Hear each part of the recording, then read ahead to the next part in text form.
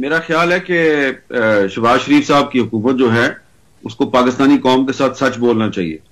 और सच ये है कि पाकिस्तान पे जो इस वक्त गैर मुल्की कर्जों का बोझ बहुत बढ़ गया है, तो ये बोझ बढ़ाने में बहुत से जो हमारे करम फरमा हैं, जो कि हमारे मसीहा बन के अपने आप को उजागर करने की कोशिश करते हैं, उनका बड़ा किरदार है।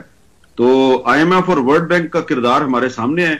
IMF और वर्ल्ड बैंक ने जो हमें पाकिस्तान में सिर्फ कर्जे नहीं दिए, बल्कि इन्होंने हमें कभी मोहम्मद शुएब दिया, कभी शाहिद जावेद बरकी दिया, कभी शौकत अजीज दिया, कभी डॉक्टर महबूबुल हक दे दिया, कभी जनाब और इस तरह के मैं बहुत से नाम ले सकता हूं जो कि इंपोर्टेड फाइनेंस मिनिस्टर्स थे, imported governors of the state bank थे। तो ये जो इंपोर्टेड लोग हैं ये 50-60 से चले आ रहे हैं और हमारी बर्बादी का बायस बन रहे हैं। तो ये लोग जो है ना, मैं तो कहता हूं कि आज के दौर में अगर कोई पाकिस्तान में टेक्नोक्रेट गवर्नमेंट की बात करता है, उसको पकड़ लेना चाहिए, उसको गिरफ्तार कर लेना चाहिए और उससे पूछना चाहिए कि मिस्टर शब्बर जैदी बताओ कि ये तुम जो टेक्नोक्रेट गवर्नमेंट की अनकॉन्स्टिट्यूशनल बात कर रहे हो, अनकॉन्स्टिट्यूशनल प्रपोजल पे बात कर रहे हो, ये आईन पाकिस्तान की खिलाफ वर्जी पे तुम उकसा रहे हो किसी को, तुम्हें बताओ ये वहां कहां पे ये बात हुई थी, उधर कौन कौन बैठा हुआ था, और जिन जिन लोगों ने शब्बर जैदी साहब से ये बात किया है उन लोगों को भी शामिल तफ्तीश करें, सबको ट्राई करें।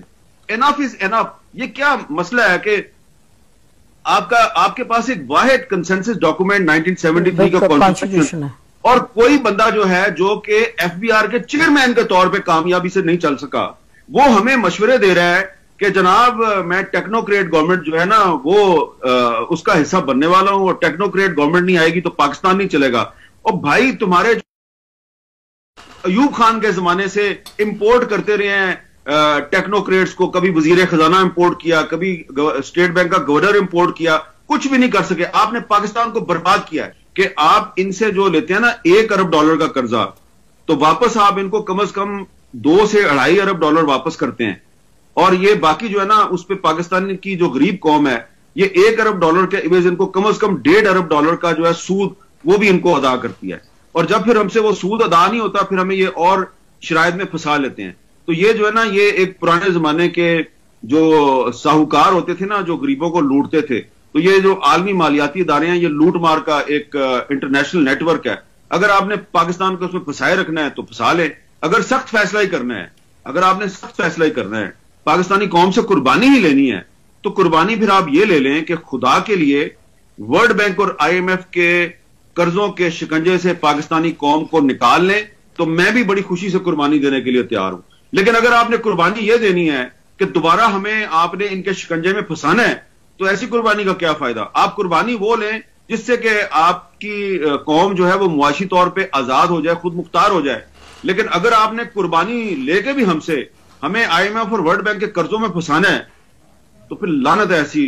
देखिए, पाकिस्तान तहरीके इंसाफ जो है उससे आप बाकी इश्यूज पे इख्तिलाफ कर सकते हैं, लेकिन ये बात तो उनकी बिल्कुल ठीक है कि टेक्नोक्रेट्स की गवर्नमेंट नहीं आनी चाहिए।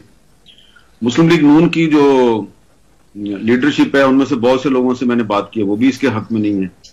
पीपल्स पार्टी वाले भी इसके हक में नहीं है, JUI वाले भी इसके हक में नहीं है। तो तमाम पॉलिटिकल पार्टीज जो हैं वो टेक्नोक्रेट्स की गवर्नमेंट के खिलाफ हैं। अब प्रॉब्लम क्या है? प्रॉब्लम यह है कि शब्बर जैदी साहब जो हैं, मैं उनको ज्यादा जानता नहीं हूं, लेकिन वो अगर कह रहे हैं जी कि टेक्नोक्रेट्स की गवर्नमेंट आएगी और वो मसले हल करेगी और वो जो IMF की जो कंडीशनैलिटीज हैं, जो शराइत हैं, उस पर सिर्फ एक टेक्नोक्रेट्स की गवर्नमेंट ही अमल कर सकती है, तो क्या बहुत जरूरी है IMF की शराइत पे अमल दरामद करना? इतना जरूरी है? ये इतना जरूरी तो नहीं है। अगर शब्बर जैदी साहब को टेक्नोक्रेट्स इतना ही पसंद है तो एक टेक्नोक्रेट कराची में बैठी हुई है, बहुत वेल नोन इकोनॉमिस्ट हैं, डॉक्टर शाहिदा वजारत। उन्होंने IMF की पॉलिसीज के बारे में एक किताब लिखी है। शब्बर जैदी साहब को चाहिए वो किताब पढ़ें, शाहिदा वजारत साहिबा की। उन्होंने उसमें जो है ना मुतबादल पेश किया है कि IMF की शरायत पर अमल दरामद ना करके भी पाकिस्तान की इकोनॉमी जो है वो सर्वाइव कर सकती है। क्या वजह है कि पाकिस्तान में हमेशा जब भी टेक्नोक्रेट्स गवर्नमेंट या टेक्नोक्रेट्स की बात होती है तो वही टेक्नोक्रेट्स लाए जाते हैं जिन्होंने या तो IMF में सर्व किया होता है, या उन्होंने वर्ल्ड बैंक में सर्व किया होता है, या इसी तरह के जो इंटरनेशनल मॉनेटरी ऑर्गेनाइजेशन हैं उसमें उन्होंने किया होता है काम। मैं कहां से शुरू करूं?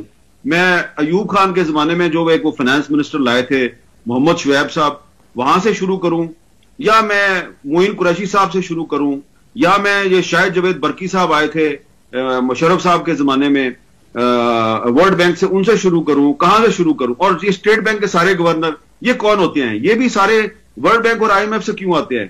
ख्वाह इमरान खान के दौर में रजा बाकर हो या उससे पीछे मोहम्मद यकूब साहब हो, तो उससे पीछे बेनजीर भुट्टो के दौर में वीए जाफरी साहब थे, उन्होंने भी काम किया हुआ था।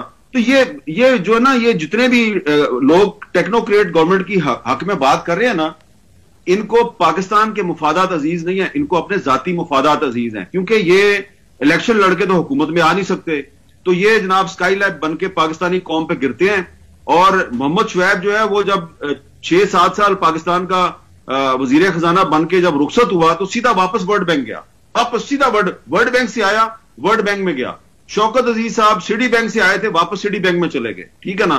तो एक हमारे सीनियर जर्नलिस्ट थे शाहिदुर रहमान साहब, शाहिदुर रहमान साहब किताब लिखी थी, बिल्कुल किताब लिखी थी इस पे, how Pakistan lost its economic sovereignty, और उसमें उन्होंने ये पूरी इन सब लोगों का कच्चा चट्टा लिखा हुआ है। और यही लोग हैं जिनका जिक्र शाहिदुर रहमान साहब ने अपनी किताब में किया है। ये लोग हर 2 साल बाद, 5 साल बाद, 10 साल बाद ये दोबारा इनका सर्कल बना हुआ है और ये अपनी शक्लें लेके हमारे सामने आ जाते हैं कि पॉलिटिशियन नाकाम हो गए जनाब, हमें रख लो। तो चलो ठीक है, मान लेते हैं जी पॉलिटिशियन नाकाम हो गए। तो आप तो अर्ली 50s से हम पे मुसल्लत हैं। वर्ल्ड बैंक और आईएमएफ के जो ऑफिस बेरर्स हैं, जो पाकिस्तान में वजीर खजाना और स्टेट बैंक के गवर्नर बन के आते हैं, तो ये तो आज से 60-70 साल से हम पे मुसल्लत हैं। तो इसलिए शबर जैदी साहब से गुजारिश है कि आपने जो है ना ये बात करके मेरे समेत बहुत से ऐसे पाकिस्तानियों को तकलीफ पहुंचाई है जो कि चाहते हैं कि पाकिस्तान में रूल ऑफ लॉ हो, पाकिस्तान में आइन और कानून की बालादस्ती हो। और अगर आपको ये 1973 का आइन इतना अच्छा नहीं लगता और आप समझते हैं कि आप ही तमाम मसाइल का हल हैं, तो बराए करम शाहिदा वजारत की किताब पढ़ लें, उन्होंने लिखा है कि आप लोग गलत कह रहे हैं।